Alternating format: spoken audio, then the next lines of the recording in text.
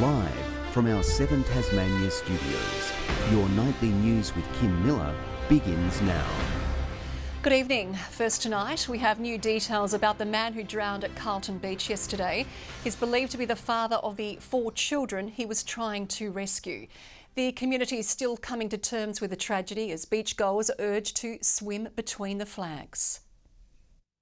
What was supposed to be a pleasant summer afternoon at the beach quickly turned into a tragedy. Police revealing fresh details about a Tasmanian man at Carlton Beach was desperately trying to rescue 4 children trapped in strong currents. I understand that he was the father of the children involved. Surf lifesavers bringing the kids safely to shore before going back for the 38-year-old. There was a bit of swell and chop. There was a significant amount of water moving out of the river mouth with an outgoing tide, which made conditions quite challenging. Despite their best efforts, the father died moments later. The grief still raw for his family, who've requested privacy for now. It's a traumatic, terrible event, especially this time of year. The community also still coming to terms with the incident. A floral tribute laid in the sand as a mark of respect. It's super scary and super sad for the family. It's a spot that we spend a lot of time through the summer, and I just feel it's a sad situation. With more locals and visitors expected to head out to Tasmania's beaches over the rest of summer, surf lifesavers are urging people to follow their safety advice and monitor water conditions. We would like people, where you can, go to a patrol beach, but if not, stop and have a look. Check for any dangers, any hazards, what the weather's doing, what the surf's doing. Anthony Dodd, 7 Tasmania News. 2 women have been critically injured in a horrific crash between a car and ute on the Bass Highway near Deloraine. Several interstate tourists were also injured when their car swerved to miss the initial smash. Confronting scenes at a stretch of road notorious for crashes. 3 cars caught up in the carnage.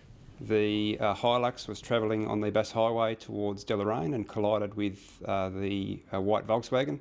2 female occupants trapped in their mangled vehicle waiting for extraction. They were treated at the scene and taken to hospital. Police confirming the pair are related. It's always difficult for emergency service personnel attending these scenes. The Hilux's driver, a woman in her 30s, was treated for minor injuries, while a dream holiday turned into a nightmare for 5 Victorian tourists.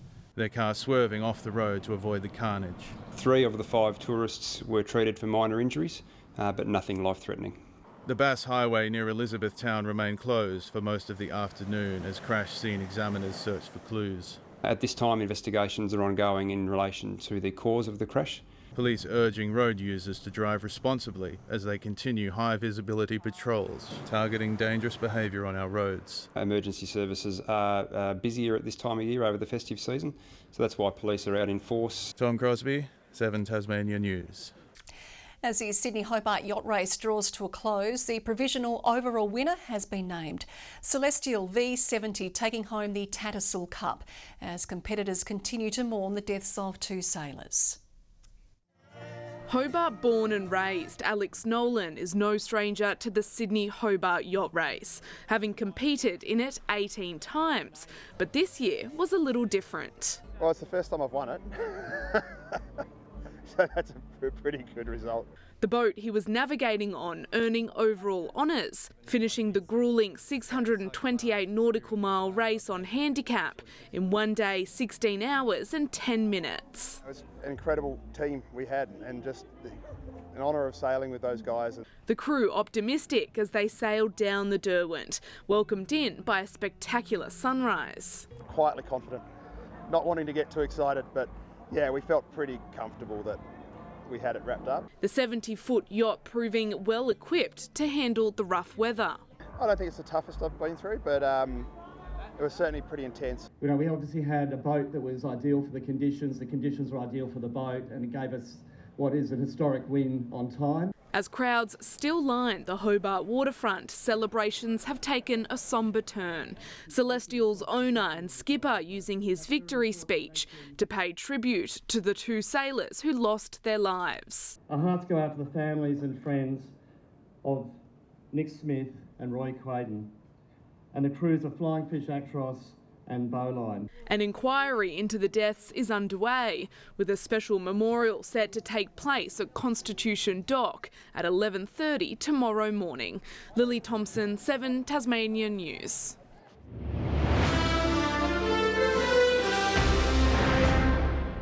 With New Year's Eve preparations well and truly underway around the state, Tasmanians are getting ready to send off 2024 with a bang. For event organisers, today was spent putting the finishing touches on their festive plans, while police are gearing up for one of their busiest nights of the year. Setting up today for crowds expected tomorrow. Launceston's Beer Fest, a major New Year's Eve attraction. We're anticipating our biggest and best one yet, so we're going to get about 11,000 people. Royal Park is at the centre of the city celebrations.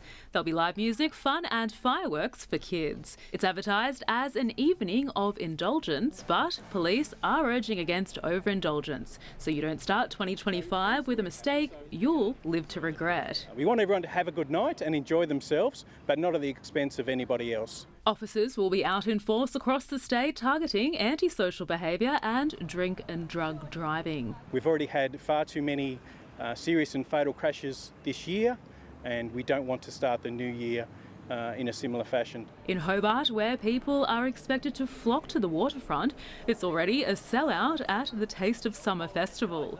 Not a surprise for the headline act. Of course, absolutely. Come on, it's the Hoodoo Gurus. What else is there above us? But thanks to the City of Hobart, there is free entry before the night's big show. New Year's Eve tomorrow, we start with our City of Hobart Community Day, and that runs from 12 till 4, and that's an opportunity for particularly the patrons or the residents of Hobart to come in. It's free entry.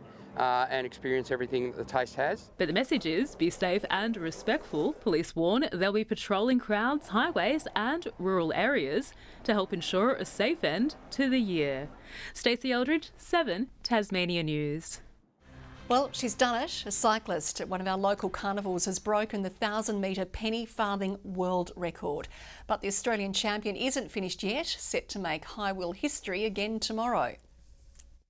The official time is 1 minute 52.75. That's how fast Lizanne Wilmot crossed the 1,000 metre mark on a penny farthing in Devonport yesterday, obliterating the world record by 30 seconds. I knew it was going to be smashed, so I'm absolutely relieved that I was telling everyone to watch it and I was able to perform. The Canadian import's confidence was high, breaking the record in training. The official attempt even faster, the crowd helping to shave off a few seconds. People were banging on the fence the entire way around, it lifted me. An accomplished international track rider, she was also competing at the Devonport Carnival. A lot of people didn't realise that's what I was doing at first, so I finished the penny farthing race, and 2 races later I'm back on for the wheel race heats. But she's not done yet. Tomorrow she'll hop back on the high wheeler in Burnie, going for a speed record thwarted by high winds in Hobart. She believes she can beat the men's record, 41.5 kilometres an hour. I'm currently hitting about 42. Already proving she's doing more than just spinning her wheels. Z Gaffney, 7 Tasmania News.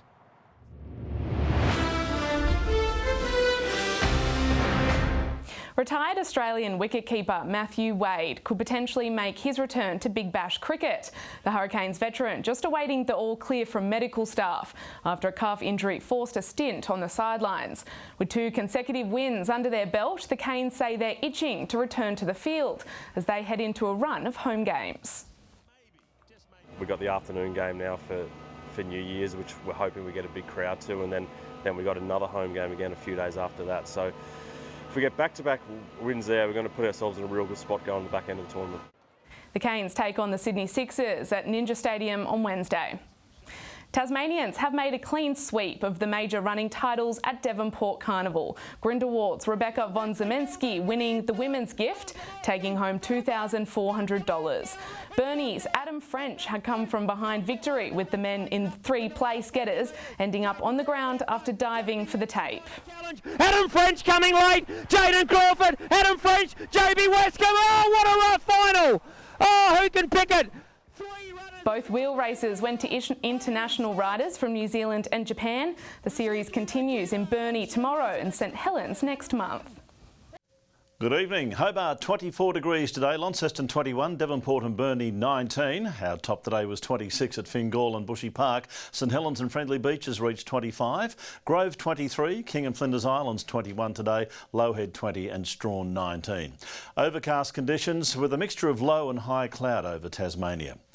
More patchy cloud is over the southeast states as high cloud moves over Western Australia. Areas of thunderstorms over southeast Queensland, up the coast and to the top end. Tomorrow a cold front clears the east coast as a high pressure ridge extends across the southern half of the nation.